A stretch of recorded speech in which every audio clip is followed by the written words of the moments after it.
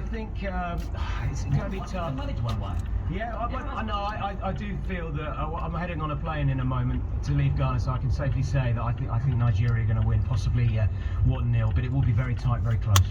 We've really enjoyed our time here in Ghana. Plenty of highlights. For a round to Montari, great to meet him. To Mercy Tego's team when we went to meet her, the coach of the women's national team. What about some highlights, John, from you? I mean, we've had such a great time. Many TV appearances together, haven't we?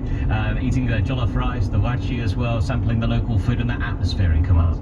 Yeah, the highlights, definitely the atmosphere in Kumasi, meeting BBC World Service listeners and touring as well the BBC partner stations here in Ghana as well. That was the real highlight. Yeah, wonderful stuff. And the dancing to Down Flat? I think that's a highlight. Someone on social media described my dancing as, I can't remember the exact word, but it was praise. Yeah, I don't think it was readable out loud, was it? I don't know, whatever that was. But yeah, George, thank you so much as well to you. It's been great to be with you throughout this week. Yeah, and a big thank you to you guys for coming. We hope that we can do some more soon, some more BBC partnerships where we see you come down to see what's happening. It's always special when you know how people consume your product.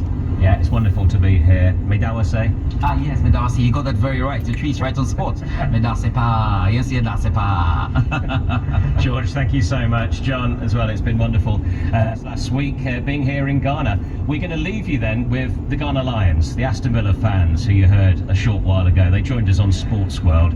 They may be Villa fans, but John and I couldn't resist teaching them a chant that Leicester City fans sing for the Ghana defender, Daniel Amati. We did change one of the words. It's goodbye from Ghana. What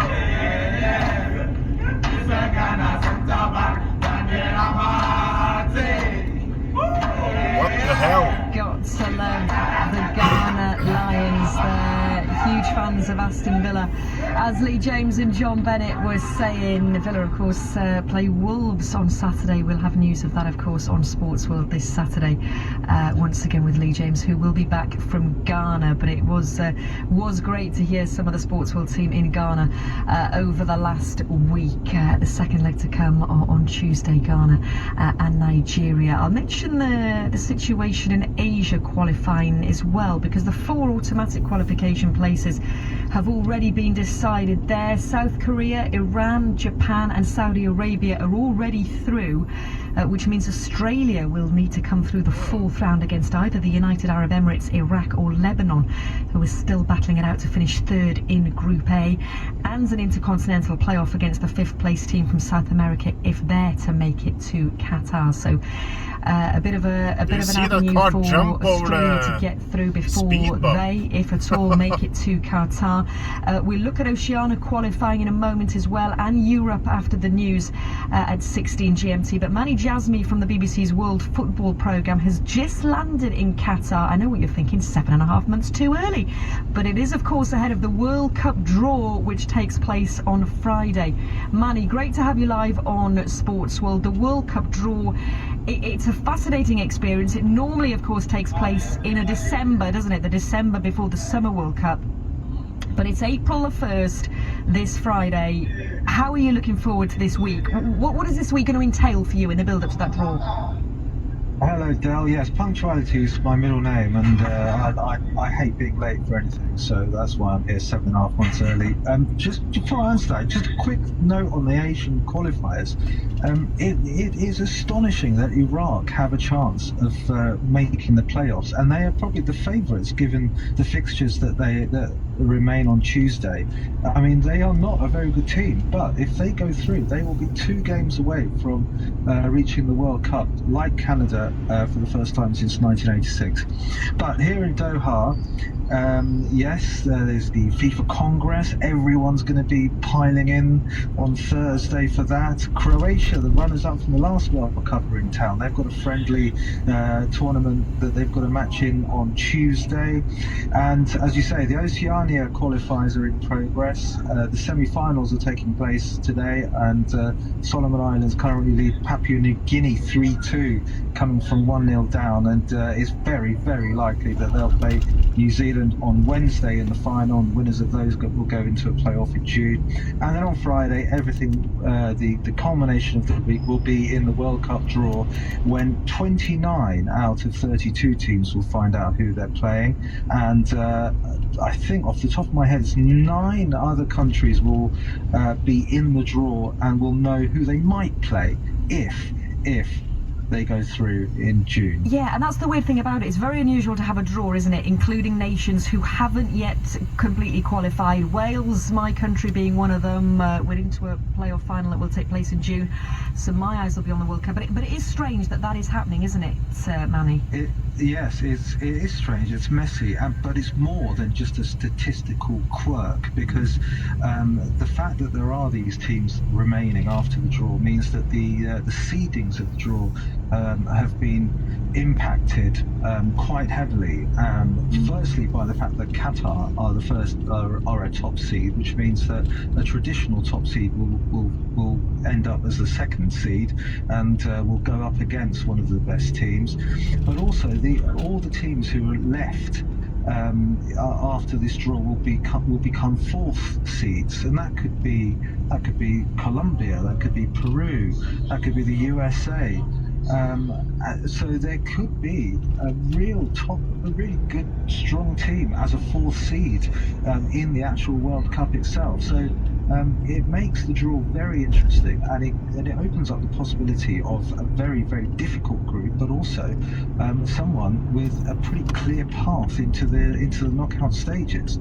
It is an absolute minefield. You've done well to explain it so far, Manny. I know you'll do a terrific job in the coming week, and particularly on Friday on Sport Today at 18:30 GMT. I look forward to hearing you then in particular. Manny Jasmy, have a safe trip out in Qatar. Just landed in Doha as well for that World Cup draw this Friday.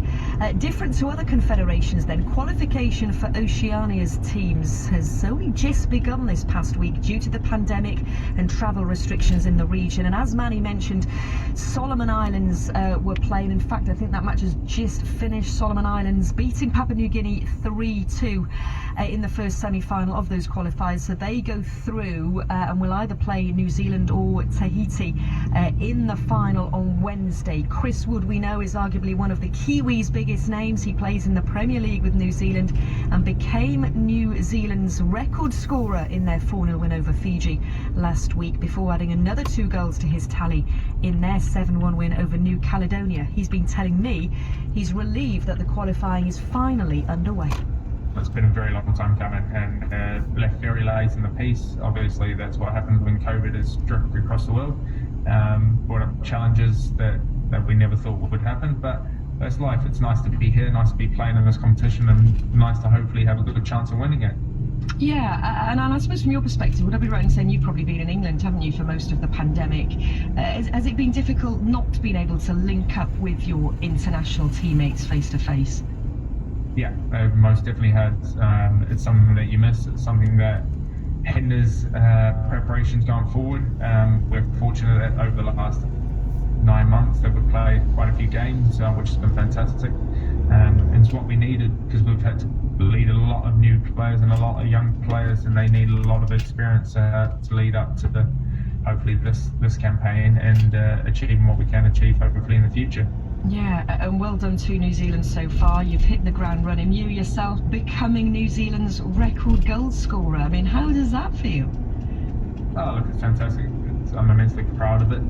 It's something that I've longed to achieve. I never thought I would achieve when I set out on my international career, but it's something that I can look back on very proudly. But most importantly, we've started very brightly in this campaign, semi-finals and finals to come. And hopefully we can do the business and finish this tournament on a high and winning it.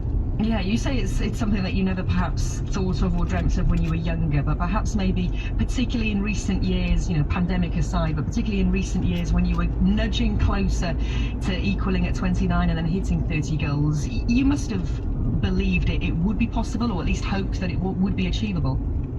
Yeah, once I ticked over the 20 mark, I thought I've got a chance here, as long as we play enough games. That's never normally an issue with New Zealand football. We have to work hard and fight for our games, but it's nice when you have the opportunity, something to strive for, something to hopefully achieve. And luckily, in the last few windows that I've ticked over, quite a few goals. You'll obviously be wanting to add to that, Chris, though. I mean, do you set yourself targets? Like you say, I suppose, being New Zealand from where you're from, it's maybe not as easy as always playing regular games maybe as some other nations, but obviously if you're going to reach tournaments and stuff, there's hopefully more games to be played. Exactly. I mean, if we're fortunate enough to reach the World Cup, we'll have probably another 15 games, something like that, in the next 6 months. So it's something huge. Yeah, I mean, you want to just continue to do the best you can and bring as many goals, especially in my position, as possible, play as many games as possible, and take this team to hopefully some historic things. And that's the great thing about it. Everyone, of course, wants to play at the World Cup. I know you did in 2010, but being currently out in Doha, in Qatar, where the qualification mini tournament is taking place for New Zealand, does that make you and your teammates want it more, currently being out in Qatar and realising this is where we want to come back to in 7 months' time? Yeah, 100%. It has a big effect on it, and it's shown the younger boys this is what it could be like, being out here, enjoying the environment. And then playing on the world stage is something that not many people get to feel or envisage, especially from New Zealand. So to be a part of that history could be huge, and that's what we're trying to get across to the younger players in here, how big it'll actually be if we can achieve that. Yeah, and equally, Chris, I suppose, you know, you were very young, weren't you, when you played in South Africa in 2010? Is that something that you speak to the younger teammates about as well? You know, do they come to you and ask about that experience? Because I think New Zealand have only ever played in a World Cup twice, so that must be something that you draw on in sort of helping your teammates realise that we want to get there.